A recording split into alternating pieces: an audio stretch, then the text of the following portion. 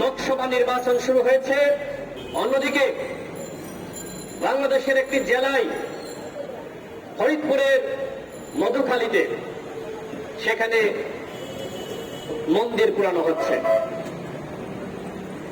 আপনারা কি মেলাতে পারছেন কোথা থেকে কি শুরু হচ্ছে? ভারতে নির্বাচন, বাংলাদেশের মন্দিরে আগুন। বিজেপির নেতারা বলবে মন্দিরে আগুন দেওয়া হচ্ছে, বাংলাদেশে হিন্দুদের উপর নির্যাতন নিপীড়ন করা হচ্ছে, ভারত থেকে মুসলমানদেরকে তাড়াতে হবে। এই হিন্দুত্ববাদ মোদী সরকারের বয়ান হলো এটি। তারা আজকে হিন্দুত্ববাদ প্রতিষ্ঠা করেছে। বাংলাদেশে যেমন ইসলামিক দলগুলোকে মৌলবাদ বলে না, তাদের বিরুদ্ধে অভিযোগ, জঙ্গির অভিযোগ, নানান অভিযোগ দিয়ে থাকে। বাংলাদেশের ইসলামিক দলগুলো যদি মৌলবাদের রাজনীতি করে থাকে, তাহলে ওই মোদী, ওই বিজেপি, তারাও সাম্প্রদায়িক এবং মৌলবাদের রাজনীতি করছে। তাদের সাথে হাত মিলিয়েছে কে বন্ধুগণ? কে হাত মিলিয়েছে? শেখ হাসিনা। এখানে একজন মহিলা দাঁড়িয়েছিল না, আছে তিনি এখন? তিনি বললেন না ভোটচোর, শেখ হাসিনা সব থেকে বড় ভোটচোর।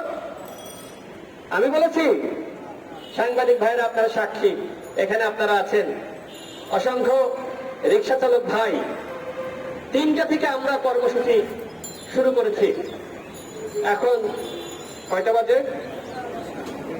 এখন 5:18 বাজে। আমি দেখলাম যে এই রিক্সা চালক ভাইরা তারা আমাদের নেতৃবৃন্দের বক্তব্য শুনছে।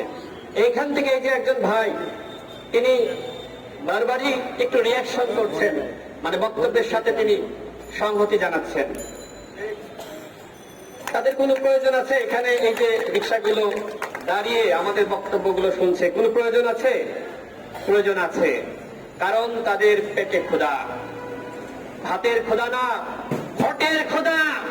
শেখ হাসিনা এদেরকে ভোট দিতে দেয় নাই, শেখ হাসিনা এদের অধিকার হরণ করেছে। সেই ক্ষুধার যন্ত্রণায় আজকে নেতৃবৃন্দের বক্তব্য শোনার জন্য ঘন্টার পর ঘন্টা তারা এখানে রিক্সা না চালিয়ে বসে রয়েছে।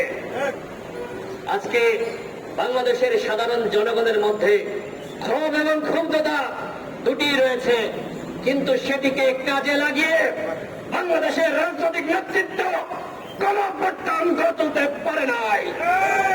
এর ব্যর্থতা এদেশের সাধারণ জনগণের নয়, এর ব্যর্থতা এদেশের বড় রাজনৈতিক দলগুলোর। আমরা 28 অক্টোবর থেকে আন্দোলন সংগ্রাম করেছি। আমাদের মিছিলে অসংখ্য রিক্সা চালক, দিনমজুর, তাঁতি, শ্রমিক অংশ নিয়েছে। আমরা দেখেছি সাধারণ মানুষের ক্ষুব্ধতা, আমরা দেখেছি সাধারণ মানুষের অংশগ্রহণ, কিন্তু নেতাদেরকে মাঠে পাওয়া যায় নাই। এই সাধারণ মানুষকে সাথে নিয়ে এই বাংলাদেশের জাতীয় নেতৃত্বের জায়গায় যারা রয়েছে, তারা যদি শেখ হাসিনা ফ্যাসিবাদ তন্ত্রের বিরুদ্ধে আন্দোলন সংগ্রাম গড়ে তুলত, তাহলে এখন আর আমাদের এখানে এইভাবে প্রতিবাদ সমাবেশ করা লাগে না। আমরা বিজয়ের পতাকা হাতে সারা বাংলাদেশে আমরা বিজয় মিছিল করতে পারতাম, কিন্তু সেটি পারি নাই।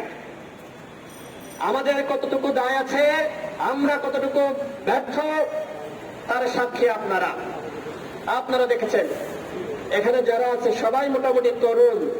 আমাদের সাথে নাজিম ভাই সহ এখানে রহিম ভাই আছে, আমাদের মিজান ভাই আছে, তাদের দাড়িগুলো, চুলগুলো পেকে গিয়েছে।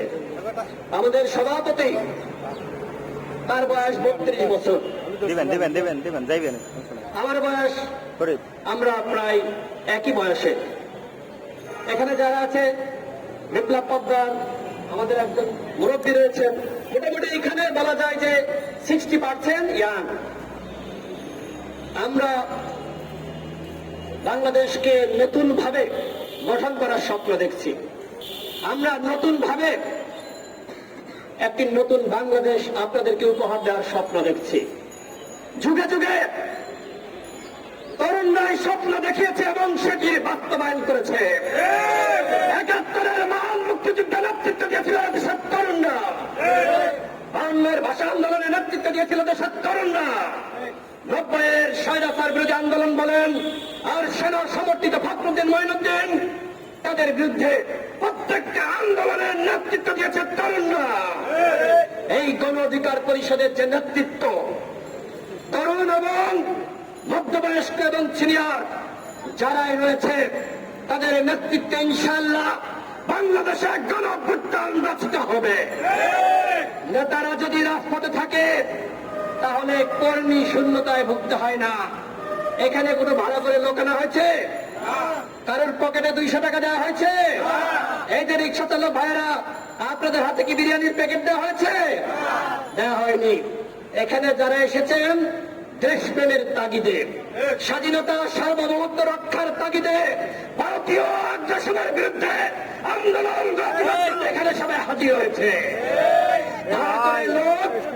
আমরা মিছিলে আনি নাই, আমরা কোনো ভাড়া করার লোক এনে এখানে হাজার হাজার মানুষ দেখাবো, লাভ কি তাতে?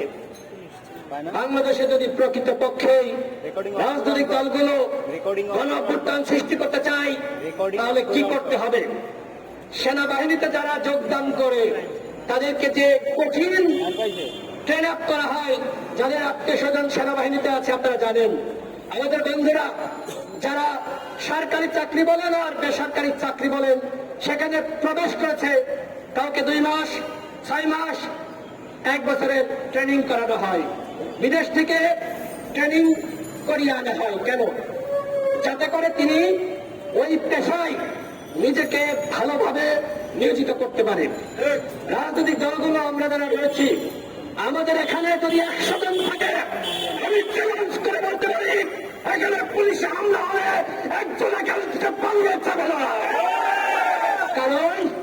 কারণ এদেরকে আমরা এই নেতৃত্বকে সেই কুসংস্কার আন্দোলন থেকে ছাড়াই করতে করতে সেই সাহসের সুস্থ সীমানায় নিয়ে গিয়েছি। কারণ তাদের সাহস পর্বতের সমান। বিনয় মোল্লার বক্তব্য শোনেন নাই, কথা বলতে পারে না, কথা আটকে যায়, অথচ তারপরে ফাটিয়ে দিয়েছে এখানে। তার বক্তব্য শুনে এখানকার প্রত্যেকের হৃদয়ে আঘাত লাগে নাই, উত্তেজিত হন নাই। তার বক্তব্য আমাদের এই পশম খাড়া করে ফেলিয়েছে না? গণ অধিকার পরিষদের নেতৃত্ব এমনই সাহসী, এমনই দুর্বল, তাদেরকে কেনা যায় না, তারা বিক্রি হয় না। নির্বাচনের আগে আমাদেরকেও, আমরা তো বারবার বলে আসছি, আমরা যদি মিথ্যা বলতাম সরকারের এজেন্সি বা প্রশাসন এই মিথ্যা বলার কারণে আমাদের বিরুদ্ধে ব্যবস্থা নিতে পারত না। অনেক মেজর জেনারেল, সাবেক সামরিক কর্মকর্তা এমপি হয়ে গেছে, বিক্রি হয়ে গেছে।